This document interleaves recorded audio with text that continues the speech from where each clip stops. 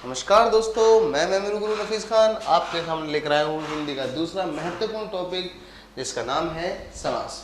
देखिए दोस्तों, समास एक ऐसा टॉपिक है जो हमारे काफ़ी महत्वपूर्ण योगदान देता है, क्योंकि रीट जैसे एग्जाम में, पटवार में, हाई कोर्ट में सब इसका महत्वपूर्ण योगदान है।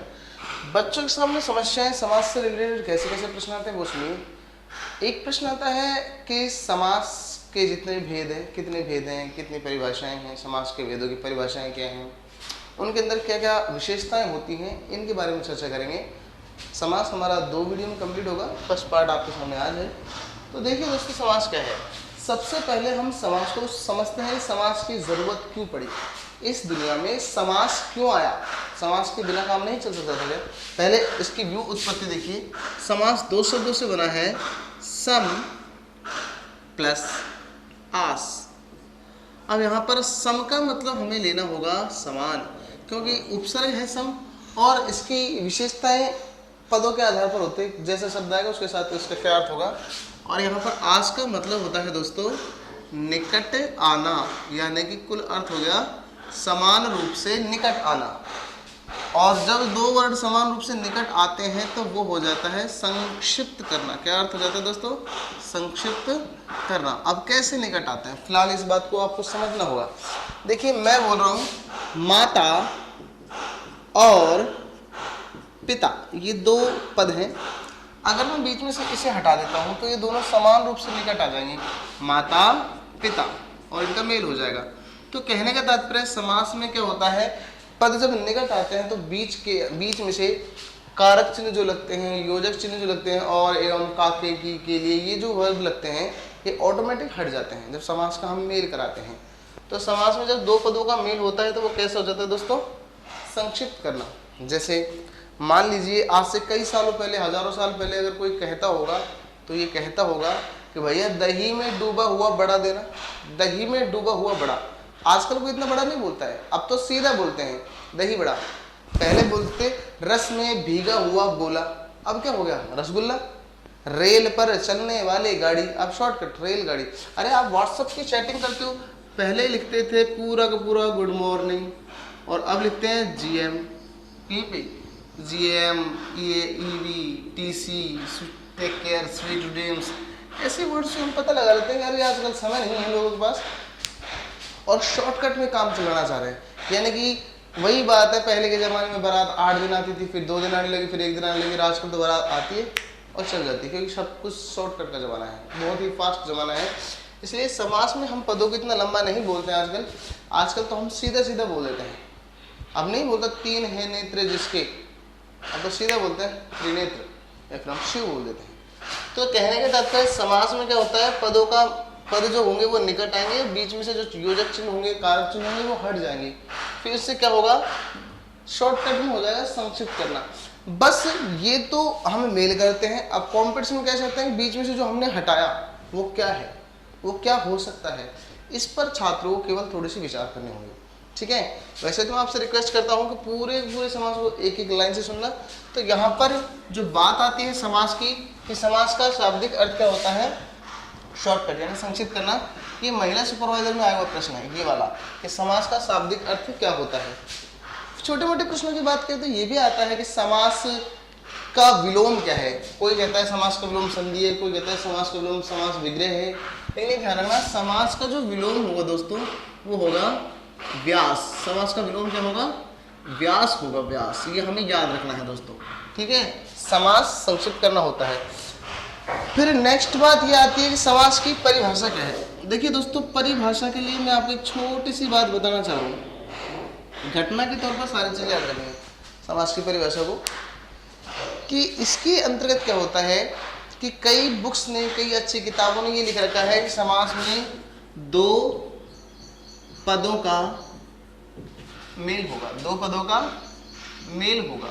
अब यहाँ पर जैसे उसने बताया, जैसे कृष्ण और अर्जुन, कृष्ण और अर्जुन। अब इसका मेल कराया उसने, क्या करवाया, कृष्ण अर्जुन, ये उसने वर्ड का मेल कराया, पदों का मेल कराया।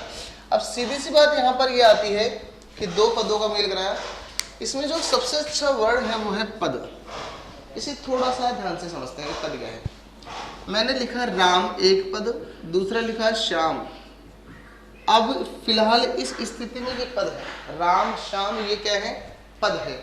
लेकिन कहते हैं कि पदों के साथ जब क्रिया लग जाती है, जैसे राम श्याम जा रहे हैं, अब ये लग गई इसमें मुख्य क्रिया और सहायक क्रिया, तो अब ये पद नहीं रहा। समझ रहे हो? कहते हैं जैसे कुंवारे लड़के का विवाह होने के बाद वो अविवाहित नहीं रहता, सेम उसी प्रकार ये पद हैं जब तक इनके साथ कोई क्रिया नहीं है, और जैसे इनके साथ क्रिया लग जाती है ये पद नहीं रहते, फिर ये क्या कहलाते हैं, शब्द कहलाते हैं। ठीक है, तो कहने का तात्पर्य एक पद दो पद, जब पदों का मेल होता है तब तो बनता है दोस्तों समास, और इन्हीं पदों के साथ जब क्रिया लग जाती है तो वो पद नहीं रहता, वो क्या रहता है, शब्द। इसीलिए आपको ध्यान देना होगा, समास में किसे कहते हैं, शब्दों का मेल समास होता है, शब्दों का मेल समास कहलाता है। आपको समझ में आ रहा है दोस्तों? तो समास की परिभाषा तो हो गई, पदों का मेल समास कहलाता है, और शब्दों का मेल यहाँ पर वाक्य कहलाता है, शब्दों का मेल वाक्य कहलाता है। थोड़ा सा ध्यान देना, पदों का मेल समास और शब्दों का मेल वाक्य। कंपटीशन वाला हमें केवल इसी फेर में मराया, दो या दो से अधिक शब्दों का मेल कहलाता है वाक्य, दो या दो से अधिक पदों का मेल कहलाता है समास। तो एक बात तो तय है कि समास में जो मेल होता है वो किसका होता है दोस्तों, पदों का। That's a important word. ठीक है, अब बात करते हैं समास के अंतर्गत हम इसकी परिभाषा को स्पष्ट करते हैं। चलो, दो पदों का मेल समास होगा, किसी ने ये कह दिया। अब मेरे घर में एक कहानी है छोटी, सुनना। एक मेरे घर में एक भाई है बिट्टू, मान लीजिए। अब मैं उससे ये कहता हूँ बेटा, उससे जितना कहा जाए वो उतना ही करेगा। एक बात ध्यान रखना, मैं अगर उससे कहता हूँ कि सामने ठेली पे से 2 किलो आलू ले आ, तो बंदा जाएगा, पैसे देगा, आलू लेगा, लेकिन वो पॉलिथीन भी देगा, उसमें कुछ हरा धनिया मिर्च भी डालेगा, तो वो उनको रिटर्न कर देगा, क्योंकि मैंने उसे मंगाया क्या है, केवल आलू ही मंगाया है। इसलिए वो बेचारा उतना ही करता है जितना मैंने उसे कहा है। मैंने यार पॉलिथीन क्यों नहीं लाया, भाई तेने तो आलू मंगाया, मैं आलू लिया। तो कहने का तात्पर्य, एक बार इसी परिभाषा को इस आधार पर बिट्टू को देके देखते हैं कि बेटा दो पदों का मेल समास कहलाता है, जैसे कृष्ण और अर्जुन। अब मैं उससे कह रहा हूँ, अब तू भी कोई उदाहरण दे। तो वो बोल रहा है भाई राम श्याम मोहन, ये क्या है, जैसे भाई वो होता है ना ब्रह्मा विष्णु और महेश। मैंने यार ये तो भाई ये तो 3 हो गए, वो मुझसे कह रहा भाई ये तो 3 हो गए। तो मैंने कहा बेटा ये ध्यान रखना कि 2 या 2 से अधिक पदों का मेल, हम ये भी नहीं कह सकते कि पदों का मेल। पदों का मेल में तो अनलिमिटेड हो जाता है, कितने, राम श्याम मोहन गीता सोहन, कुछ नहीं। हमारे को परिभाषा में थोड़ा सा ध्यान रखना है, 2 पद तो ये रहे और 2 से अधिक भी हो सकते हैं, ब्रह्मा विष्णु महेश। अपन ये नहीं कह सकते 2 या 3, 4 भी हो सकते हैं, ब्राह्मण क्षत्रिय वैश्य और शूद्र, ये 4। इसके अलावा ये द्वंद्व समास के उदाहरण हो गए। इसलिए हमें परिभाषा में एक सीधा सा फंडा रखना है, आपको ज्यादा दिक्कत है तो ये ध्यान रखना, 2 या 2 से अधिक। परिभाषा क्या होगी, 2 या 2 से अधिक, 2 या 2 से अधिक पदों का मेल, पदों का मेल समास कहलाता है दोस्तों। पद समझ रहे हो आप, समास में पदों का मेल होता है, वाक्य में शब्दों का मेल। और 2 या 2 से अधिक क्यों कहा, क्या था, 2 होंगे कृष्ण और अर्जुन, 2 की जगह 3 भी हो सकता है, ब्राह्मण क्षत्रिय ब्रह्मा विष्णु महेश, दाल बाटी चूरमा, 4 भी हो सकते हैं, ब्राह्मण क्षत्रिय वैश्य और शूद्र, ये 4 वर्ण हो गए। तो हम इतना कहेंगे कि 2 या 2 से अधिक, लेकिन ये नहीं कहेंगे पदों का मेल। पदों का मेल में तो संख्या ही नहीं है, अनलिमिटेड हो सकता है, इसलिए ये परिभाषा तो गलत हुई। तो परिभाषा क्या हो गई दोस्तों, 2 या 2 से अधिक पदों का मेल समास कहलाता है। ठीक है, समास का विलोम हो गया, समास का अर्थ हो गया, समास की परिभाषा हो गई। अब बात करते हैं समास के प्रकार कितने हैं, कितने भेद हैं समास के। तो चलो दोस्तों कहानी के जरिए, ट्रिक के जरिए समझते हैं। शिव जी की आंखें 3 हैं और पार्वती की आंखें 2 हैं। कितनी आंखें हो गई, 5। आंखों को हम गांव की भाषा में दीदा बोलते हैं, तो दीदा फूट करके। अब सीधी सी बात है, जब उसकी आंखें 3 उसकी आंखें 2 हैं, तो आंखें कितनी होगी, 5। और मुहावरा ये है आंखें 4 होना, अर्थात प्रेम होना। अब सीधी सी बात यहाँ पर ये लेते हैं कि प्रेम होने के लिए क्या होना चाहिए, आंखें 4 होनी आवश्यक है, आंखें 4 होनी जरूरी है। तो मैंने एक डायलॉग बनाया कि पार्वती को भी 3 आंखें मान लो, तो अब आंखें कितनी होगी 6, तो TRIC की ट्रिक क्या होगी, अब तक दीदा 6, अब तक दीदा 6, 3 पार्वती की हो गई और 3 शिव की होगी। डायलॉग याद रखना, अब तक दीदा 6। सभी का क्रम जो है वो क्रमवाइज है। पहला नंबर पर जो समास आ रहा है वो होगा अव्ययी भाव समास, ऐसे अव्ययी भाव।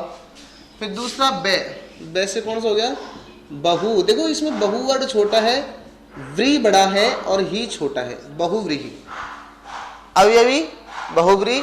फिर तय से तीसरा आ जाएगा यहां पर तत्पुरुष, ठीक है। फिर कै चौथा, कै पर क्या हो गया दोस्तों, कर्मधार्य। कर्मधार्य में रे हमेशा ऊपर चढ़ेगा, बीच में मत लिख देना, आदर है। फिर कै के बाद 5वां हो जाएगा द्विगु, द्विगु। और छठा हो जाएगा दोस्तों द्वंद्व। तो इस डायलॉग को याद रखना, ए बे ते के दी दा दा, अब तक दीदा 6। तो यहाँ पर ये प्रश्न बनता है कि हिंदी में समास कितने हैं। मैं ये नहीं कह रहा समास कितने हैं, मैं ये कह रहा हूं कि हिंदी में समास कितने हैं। तो हिंदी में दोस्तों कितने हो गए, 6 हो गए। अगर सीटेट में ऐसा प्रश्न आया कि किसी का नाम देकर पूछे आचार्य किशोरीदास वाजपेयी के अनुसार समास कितने हैं, तो किशोरीदास वाजपेयी क्या, किसी का भी नाम ले दो। अगर पेपर में किसी महान हिंदी की व्याकरण विधि का नाम आता है, संस्कृत के व्याकरण विधि का नाम आता है, किसी का भी नाम आता है और फिर पूछता है समास कितने हैं, तो नाम पूछने पर समासों की संख्या पूछते हैं तो भी आपका जवाब क्या देना है दोस्तों, 6। 6 का जवाब कब कब देना है, जब एक तो पूछे हिंदी में समास कितने हैं और एक ये पूछे जाए कि फलाना व्यक्ति के अनुसार कितने समास है, तो आंसर क्या हो जाएगा 6। तो ये ध्यान रखना, समास का अर्थ हो गया, समास का विलोम हो गया, समास का अर्थ संक्षिप्त करना हो गया। परिभाषा 2 या 2 से अधिक पदों का मेल समास कहलाता है। समास को याद करने की ट्रिक भी बना दी, अब तक दीदा 6। इसके बाद ऐसे अवयवी, वैसे बहुव्रीहि। बहुव्रीहि देखो शुद्ध कैसे लिखते हैं, बहुव्रीहि में हर एक का अर्थ और बताऊंगा। तैसे तत्पुरुष, कैसे कर्मधार्य, द्विगु और द्वंद्व। अब मैं आपको इन समासों की परिभाषाएं क्या हैं और इनके अंदर क्या क्या विशेषता है वो आज की वीडियो में बताऊंगा। फिर नेक्स्ट वीडियो में मैं आपको इन समासों को पहचानने का तरीका बताऊंगा और विग्रह करने का तरीका बताऊंगा। फिलहाल हमें ये देखते हैं समास। तो आपको सारा याद हो गया, एक बार आप स्क्रीनशॉट कर लीजिए। इसके बाद दोस्तों नेक्स्ट आपको वो डायलॉग याद रहना चाहिए कि समास का सूत्र क्या है, अब तक दीदा 6। तो एक बार इसका पूरा विस्तार कर लेते हैं। अब तक दीदा 6, सबसे पहले कौन सा है दोस्तों, अव्ययी भाव। अव्ययी भाव ये पहला समास हो गया, अव्ययी भाव समास। इसके बाद दोस्तों दूसरा कौन सा होगा, बहुव्रीहि, बहुव्रीहि समास। फिर तय से तीसरा कौन सा हो जाएगा, तत्पुरुष समास। फिर चौथा कैसे, कर्मधार्य समास, ठीक है। 5वां हो जाएगा द्विगु समास और छठा यहाँ पर दोस्तों हो जाएगा द्वंद्व समास। अब आपको ये ध्यान रखना होगा कि विद्वानों ने इनकी क्या क्या परिभाषाएं दी हैं और कारण क्या है। उस कारण को समझने से पहले एक बार आप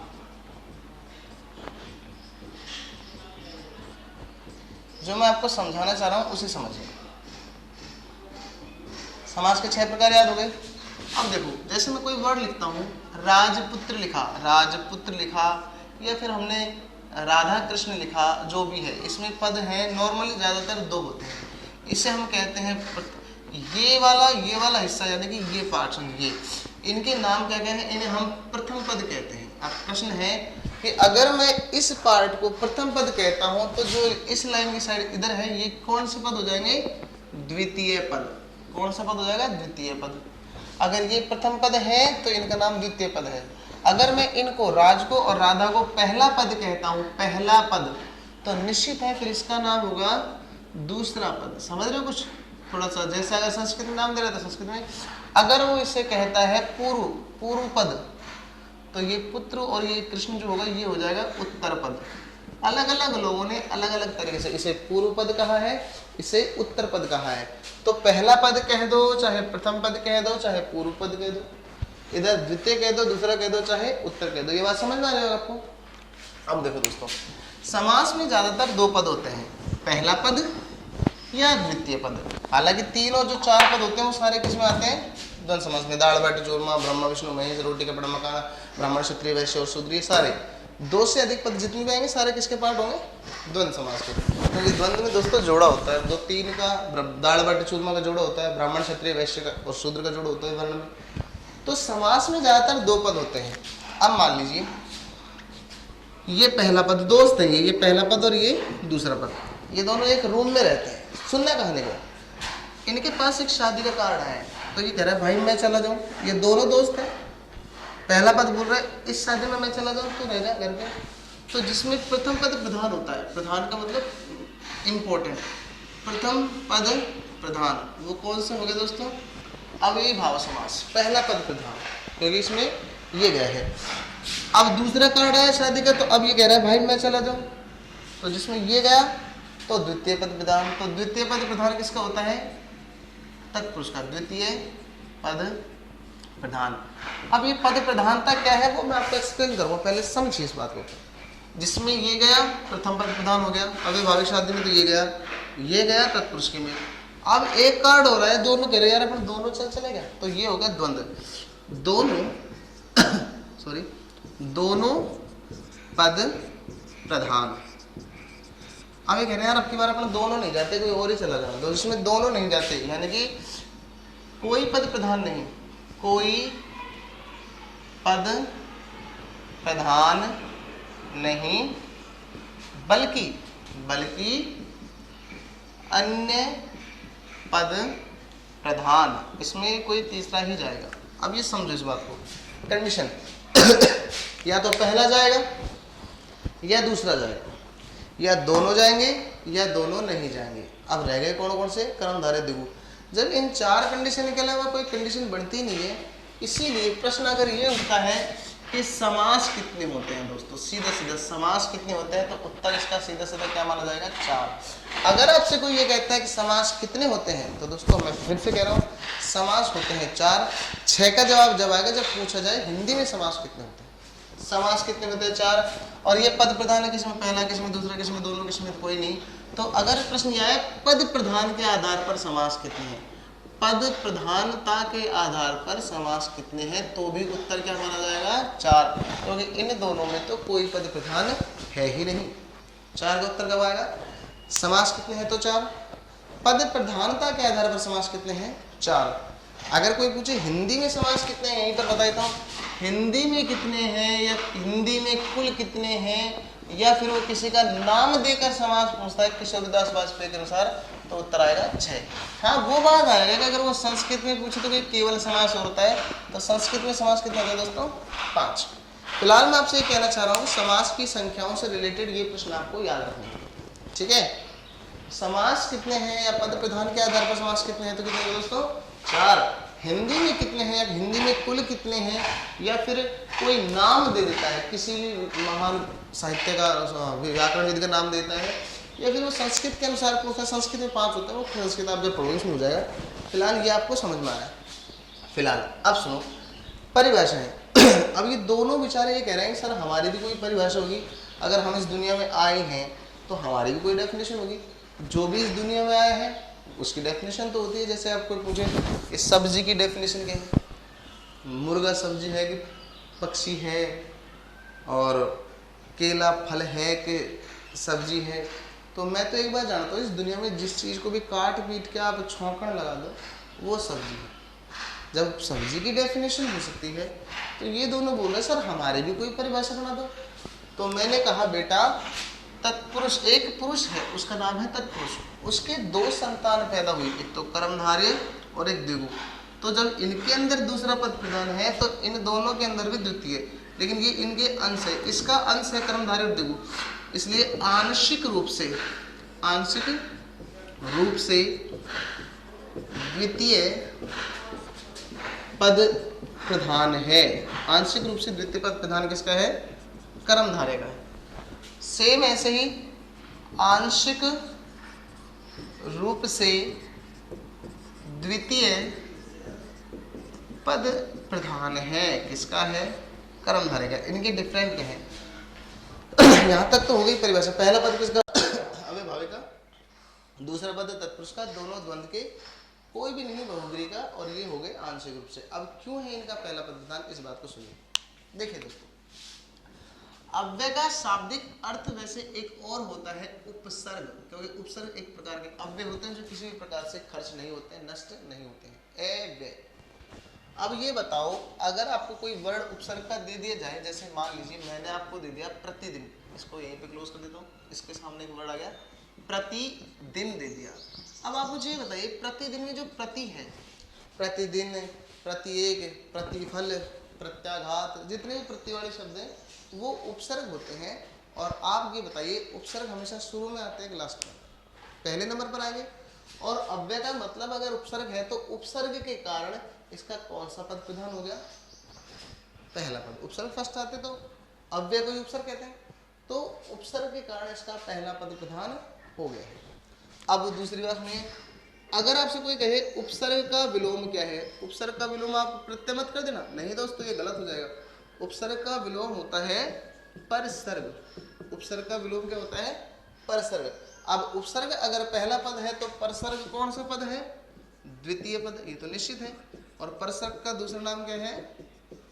कारक। यानी कि कोई ऐसा शब्द, जैसे मैंने बोला चिड़िया मार, चिड़ी मार, चिड़ी को कौन से नंबर पर आ रहा है? 2 पर। रसोई घर, रसोई के लिए, तो कारक दूसरा पद दूसरे नंबर पर आता है। और दूसरा पद किसमें है? तत्पुरुष में। तत्पुरुष में कारक की वजह से द्वितीय पद प्रधान होता है। इसलिए ये ध्यान रखना, अगर किसी समास में आपको उपसर्ग ही उपसर्ग नजर आते हैं तो आप अव्ययभावी करके आओगे। अगर किसी समास में आपको कारक ही कारक नजर आते हैं तो तत्पुरुष समास होता है। ठीक है। अब देखो, द्वंद्व का शाब्दिक अर्थ होता है दोस्तों जोड़ा। द्वंद्व का शाब्दिक अर्थ क्या होता है? जोड़ा होता है।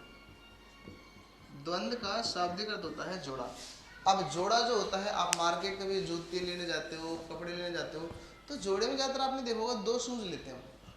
नए लेने हैं इसका मतलब ये थोड़ी एक नीला ले लिया, एक लाल ले लिया, एक व्हाइट ले लिया, एक ब्लैक ले लिया, ऐसा नहीं। जोड़े होते हैं, जैसे कृष्ण और अर्जुन का, राधा कृष्ण का जोड़ा, लक्ष्मी और विष्णु का जोड़ा। जोड़े अपसेट मत करो, पार्वती को कभी विष्णु से कनेक्ट कर दिया, ऐसा नहीं है। सांप और नेवला का जोड़ा होता है। ठीक है। आप ऐसे कहने से सांप और कुत्ता, अपन भी कई बार बोलते हैं भैया पैंट शर्ट दिखाओ, दुकान कहते हैं भैया पैंट शर्ट दिखाओ, ये थोड़ी बोलते हैं भैया पैंट और लोटा दिखा दो, ऐसे थोड़ी होता है। समास में क्या होता है? जोड़ा होता है। द्वंद्व का मतलब क्या होता है? जोड़ा।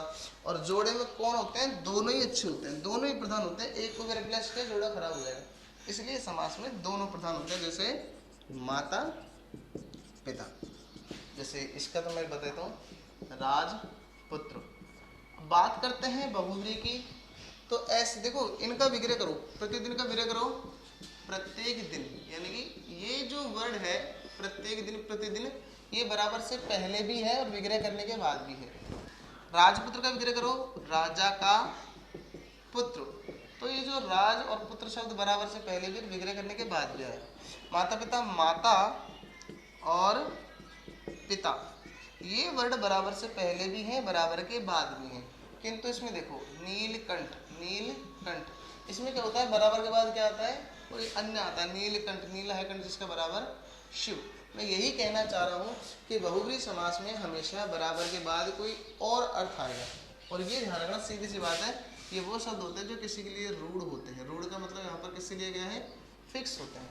ऐसे बहुत सारे शब्द इस दुनिया में, इसमें उपसर्ग उपसर्ग आएंगे, इसमें कारक कारक आएंगे, इसमें जोड़े जोड़े आएंगे। अरे याद करने की जरूरत नहीं है। दुनिया में कोई भी शब्द आपको लगता है ये जोड़ा है, वो सीधा सीधा किसमें चला जाएगा? द्वंद्व समास में। जैसे विलोम शब्द पढ़ते हो, आकाश, पाताल, अनुकूल, प्रतिकूल, जितने भी विलोम शब्द हैं सारे द्वंद्व में। जितने भी उपसर्ग हैं अव्ययभावी में, कारक से रिलेटेड जितने भी वर्ड हैं तत्पुरुष में, फिलहाल बहुब्री के लिए तो मैं ये कहना चाह रहा हूँ जितने भी देवी देवताओं के नाम हैं, जैसे लंबोदर, लंबा है उधर, किसी के लिए फिक्स हो गया, ऐसा वर्ड जो किसी के लिए फिक्स हो जाए, जैसे हॉकी का जादूगर कौन है, फिक्स हो गया मेजर ध्यानचंद, क्रिकेट का भगवान फिक्स हो गया इंडिया में सचिन है, ऐसे ही नीला है कंठ जिसका, फिक्स हो गया शिव है। आप चाहे बचपन से किसी बच्चे को नील गले में लगाओ और बूढ़ा हो जाए जब तक लगाते रहो, लेकिन क्या दुनिया उसे नीलकंठ कहेगी? क्या नहीं ना। सेम उसी प्रकार ये ध्यान रखना, ये किसी के लिए फिक्स हो गया। तो सुनिए दोस्तों, पहला पद प्रधान उपसर्ग के कारण, दूसरा पद प्रधान कारक के कारण, द्वंद्व के कारण दोनों प्रधान, इसमें कोई फिक्स नहीं होता इसलिए, इसमें फिक्स होता है इसलिए कोई तीसरा ही अर्थ आएगा। अब रह गई ये, तो कर्म धारय का अर्थ समझो। कर्म धारय, कर्म को धारण करने वाला। अब ये बताओ, मैंने कोई कर्म धारण करके, किसी और ने भी कर्म धारण करके, अच्छे कर्म है कि बुरे कर्म? या तो अच्छे होंगे या बुरे होंगे।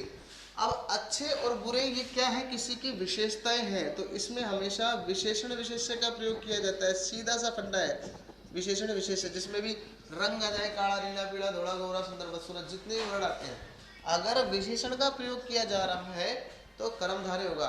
और द्विगु समास देखो, द्वि माने दो और गु माने यहाँ पर गाय, दो गायों का समूह, और इसमें 100% पहले नंबर पर क्या देखी जाती है?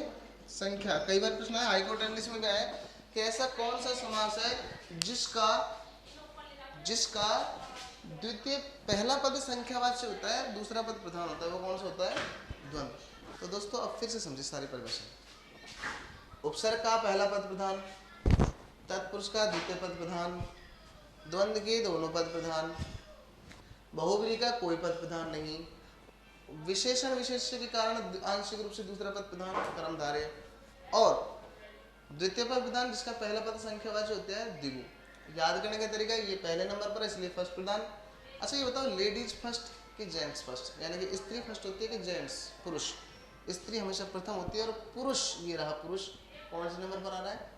दूसरे नंबर पर। ठीक है, अब एक डायलॉग बोलो, बहु बुरी, न तो घर प्रधान न वहाँ का ससुराल प्रधान, तो वहाँ को तो कोई अन्य पद प्रधान, ऑटोमेटिक याद हो गया। ये द्वंद्व है जोड़ा, दोनों पद प्रधान, और इसके अंतर्गत क्या आते हैं दोस्तों?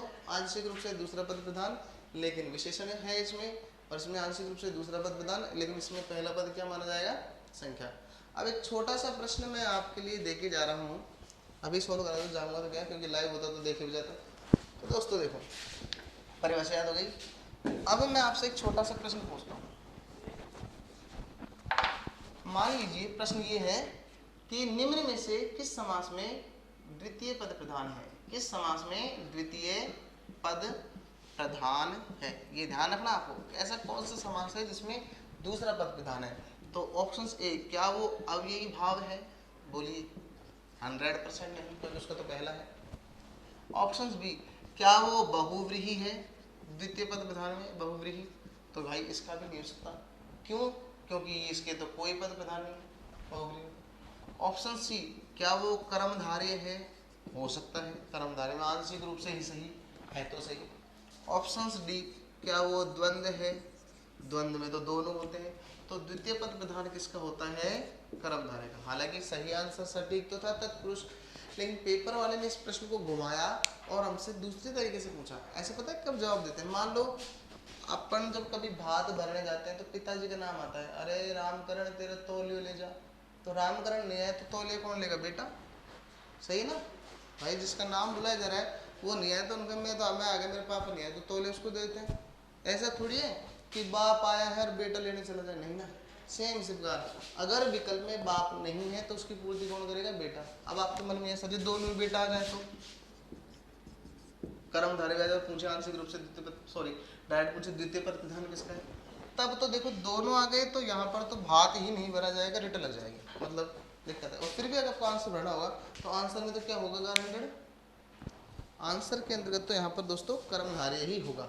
अच्छा एक बात और लास्ट ये समझना है कि अगर ये पूछता द्वितीय पद प्रधान किसका है और यहाँ पर तत्पुरुष भी विकल्प में होता, कर्मधारय भी तत्पुरुष भी, तो आंसर क्या होता? तत्पुरुष। तो दोस्तों ये तो है समास की परिभाषा, समास की पहचान। अगली वीडियो में हम मिलेंगे समास की परिभाषा, समास के भेद हैं। अगली वीडियो में हम मिलेंगे समास की पहचान के साथ और उनके विग्रह करने के तरीके के साथ। आज के लिए इतना ही काफ़ी है। धन्यवाद।